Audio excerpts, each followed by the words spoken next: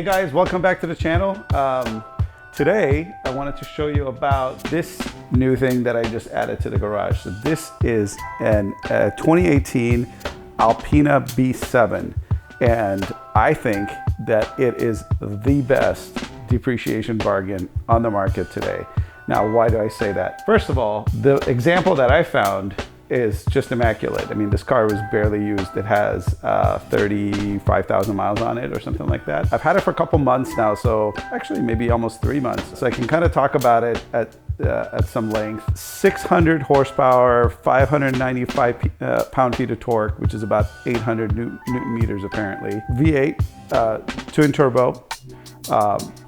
Pretty much hand built by Alpina after BMW donates the 760 to them. They hand built the motor, supposedly. I don't know if that means that they really hand built it from the block all the way up, or do they just kind of like install the turbos, because the turbos are bespoke to this car. Completely different suspension on this car, a different air tune on this thing, and then there's a body kit, as you can see. We'll look at the interior. It's a completely different interior than what you'd find in your normal 7 Series. The Alpina wheels here, which we'll take a better look at when we get outside. This is kind of a distinctive feature of Alpinas that people love. This car had an MSRP of $150,000 in 2018. That is insane, especially given that today it can be had for right around $40,000. I paid just a slight bit over 40 grand for this thing. You'll find them on the market anywhere between like 35 to like 55-ish, depending on options. This wasn't very well optioned. Actually, when Alpina builds a B7, they basically option the hell out of it. But there are several other kind of interior seating options. There's an executive seating option in the back, which I don't have.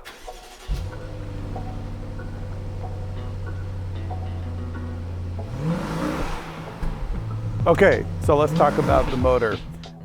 This is the BMW N63 motor. Any of you know anything about the N63? It's pretty much the most troubled motor and very controversial.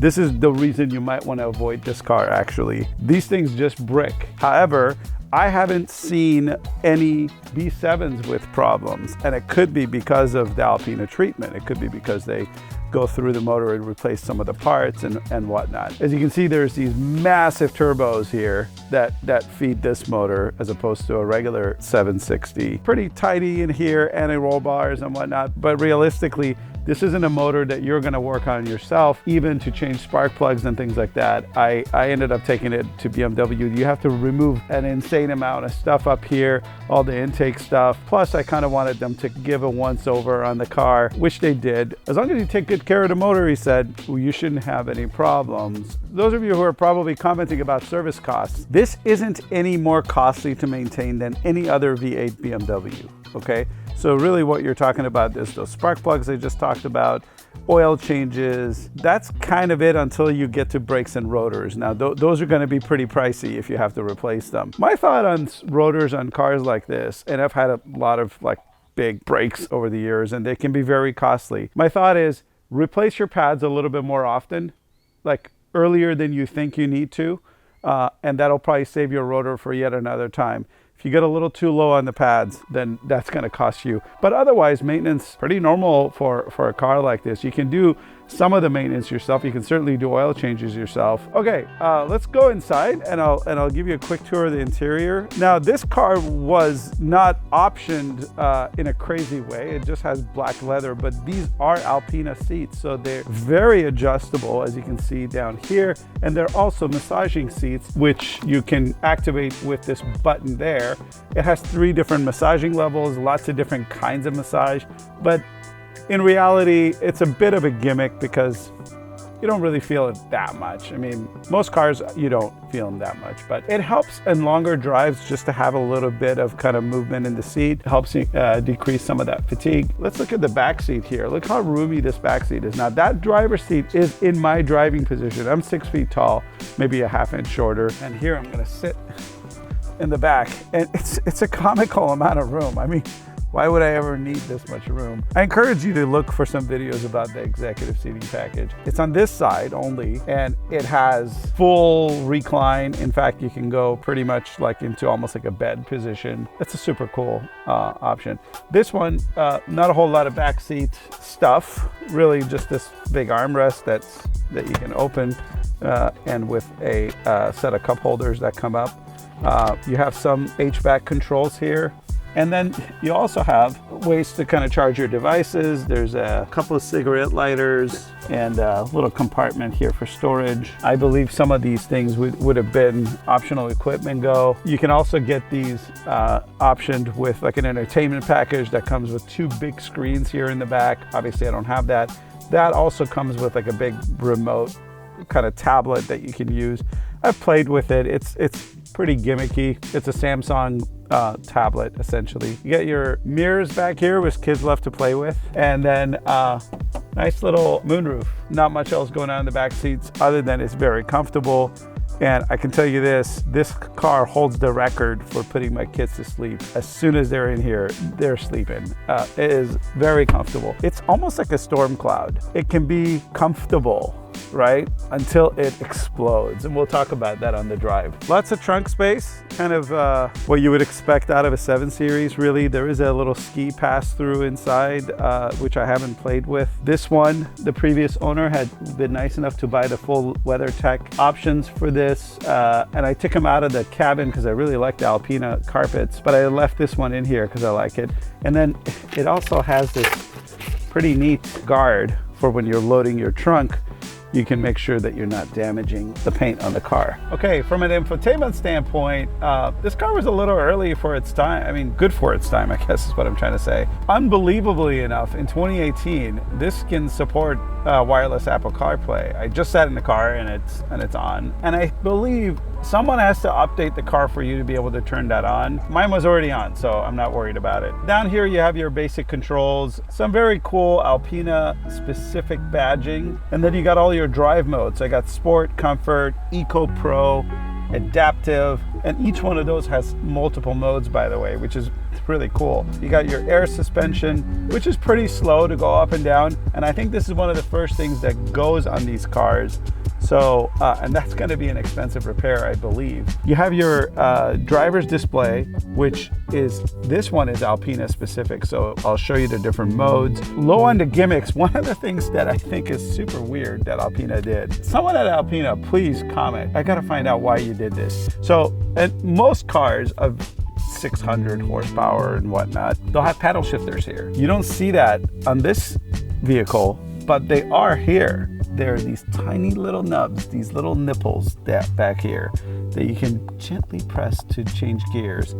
And I think that's a weird choice. I don't really know why they made that choice. I think I'm starting to get used to it. I kind of like it. I think what they're trying to do is it's trying to be like this understated idea, like, hey, we don't need some big paddle shifters to kind of show off that this car is sporty. It's very understated. There's this tiny little button here that you can press on either side. And they even have, turn this for the camera, so I don't know if you can see those, but there's a little plus and a minus. That's not what you press, by the way. That's just an indicator, kind of a label. To actually press it, you're pressing a little button back here that goes in. You can't hear it. I also have a heads-up display, which you guys can't see from that angle. It's not super interesting. Push button start, obviously. And I've got my typical kind of sunroof operation. There is some pretty cool stuff in the back. Focus on that rear glass there. I can actually raise the shade from this seat, and then each of the passenger seats have their own shades that they can put up, which is pretty neat. You know, more of a luxury option for these cars. It's not optional, by the way. I think that just comes with, it might even come with the regular 760. This starts out as a 760 with X-Drive. You BMW guys know what that means. This is, believe it or not, this is my first BMW. After like 2 to 3 months of ownership, and by the way, I love driving my Rivian R1T every day. That is like by far like the best thing in the world to drive. But since I've gotten this car, I find myself taking this pretty much like 7 or 8 out of 10 times because I just really like it. I think it's just like, it's like the ultimate sleeper too. No one knows what this is. From 2018 to 2022, they only made, I think, 1,800 of these cars. It's a super rare car. Most of you probably have never seen one in public. I mean, that's not to say it's like collectible, but it's certainly rare. So if you're going for a super high horsepower, very rare depreciation bargain, good luck naming another one. This is a pretty special car, and we'll see it on the drive. Driving the Alpina B7. So this is a G12 generation BMW, and really all that means is kind of the years that it was produced, and there's the styling that's very different than the current one. This is my favorite series of BMWs. They just have the most beautiful front end. This car does come with multiple driving modes. There's actually a lot of them. There is several sport modes. There is 2 comfort modes. There's an eco mode, and then there's an adaptive mode, and they can all be controlled with buttons down here, and they're somewhat configurable too. So with the sport mode, I want you to focus down here while I'm changing them. So right now we're in kind of like this basic mode. The Alpina display is this kind of beautiful colored display. Comfort doesn't really change this setup. Eco does. So this is the eco display. I don't really ever drive in this mode. I don't see the point to it. If you have a 600 horsepower V8, you probably are not eco-conscious type of driver. But here we go, we're gonna put it in sport mode, and this is the sport adaptive mode, and it gives you a really cool display, which I really like. There's a couple of different things you can do.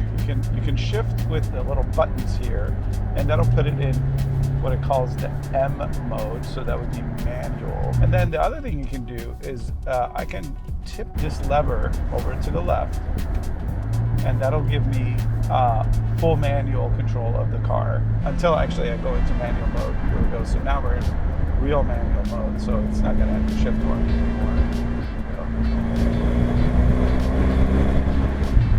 Gotta really watch the speed limit around here. You don't really feel the speed. It's not like the GT3 where, you know, I feel the speed in that car quite a bit. That car, even if you're standing still, it feels like you're going fast. This car, you could be going 100 miles an hour. It feels like you're standing still. So it's the exact opposite. It's kind of nice to have both. Now, sometimes I'll put it in comfort, which I really like because, man, it really feels, first of all, it's very quiet in comfort mode. Because I think it dials down the exhaust sound a little bit too. I'm not sure, but it really kind of puts the air ride in just kind of its best behavior, and also the throttle control softens up. Comfort Plus, that's where we are now. This is a very comfortable mode. It's almost dangerous. You can fall asleep, I feel like. And I have the massagers on too. You can't notice that, but I feel it a little bit. It's not, again, it's not very pronounced.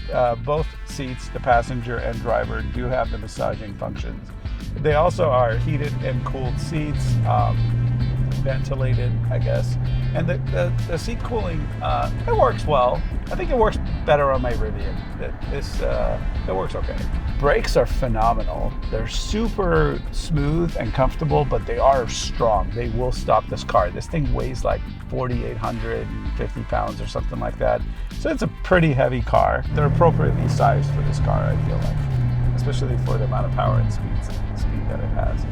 If we get a little stretch here, and I think we're going to at this red light, we'll see if we can put it in sport mode, turn off the traction control fully, so we can put it in launch mode. Okay, we're gonna do a quick launch at this light here and see where we're gonna get. Here we go.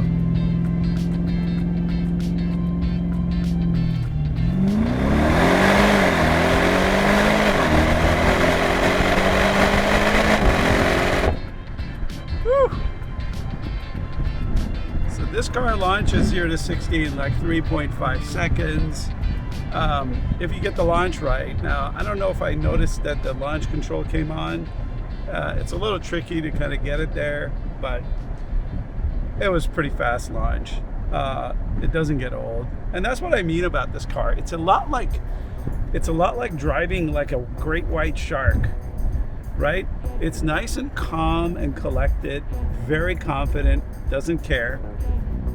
And then it can get vicious and explode and like just tear it up. And that's exactly what this car is. It's like this really nice luxury comfort car. Take to a business meeting, all the stuff, right? And then it can do canyons too. Like the suspension isn't exactly like a sports car suspension, but it handles pretty well. I've taken some pretty sharp corners in this thing, and we'll take one up here. It's not a sharp corner, but we're gonna take it kind of fast right here because we got this green light, kind of.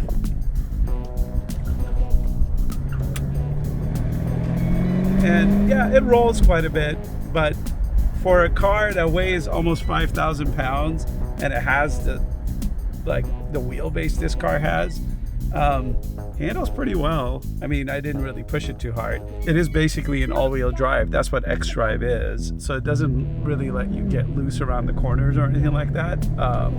But, you know, traction control is off right now. So it can get a little squirrely, which is nice. That is what you want. We're gonna do one more launch here. There we go.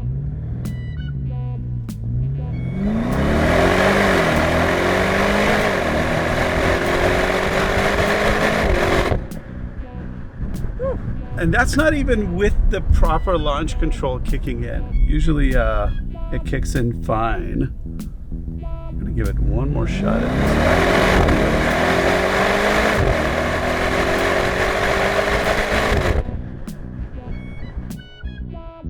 Yeah, I could never really get the launch control to come on today. It's very strange. But even without launch control, it does just a really great job of like not losing traction and like kind of easing into it, and then it'll just pick up and explode. I feel like with launch control, you might get just very slightly better times. So yeah, I had it in sport mode. I had DSC completely off, and then I smashed the brakes as hard as I could, and I floored it.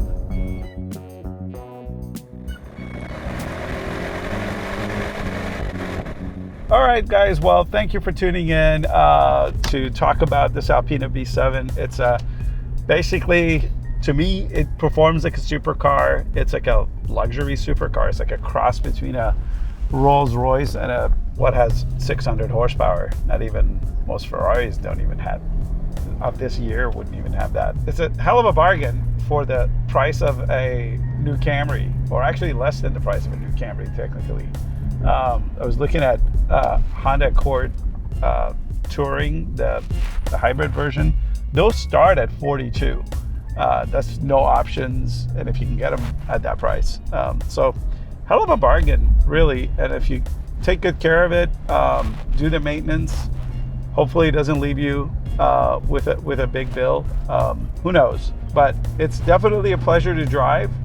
And I think this is a depreciation monster. This is the one. You've got that kind of exclusivity. It's a very rare car, if that's what you're after. And I like that idea that it's pretty rare. I don't see another one on the road usually when I'm out driving. It's super comfortable, and it has all the get up and go I need to deal with anything, really.